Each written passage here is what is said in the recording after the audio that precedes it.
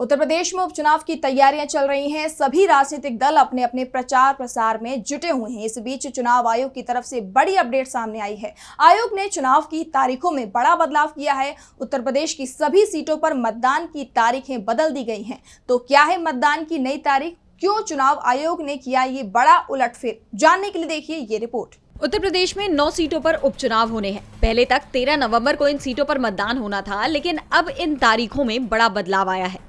चुनाव आयोग ने उत्तर प्रदेश की सभी 9 सीटों के साथ ही पंजाब की 4 और केरल की 1 विधानसभा सीटों पर मतदान की तारीख बदल दी है। अब यहाँ 20 नवंबर को मतदान होगा। बताया जा रहा है कि चुनाव आयोग का ये फैसला बीजेपी, कांग्रेस, आरएलडी और बसपा की मांग के बाद आया है।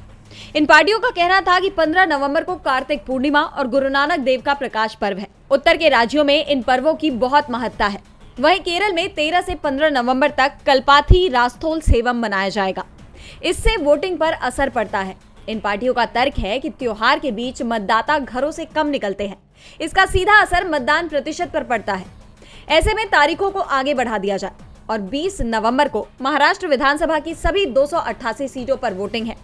ऐसे में अब महाराष्ट्र के साथ ही इन सभी विधानसभा की सीटों पर मतदान होंगे। हालांकि 10 राज्यों की 33 सीटों पर तारीख में कोई बदलाव नहीं किया गया है, यानी इन सीटों पर 13 नवंबर को ही वोटिंग होगी।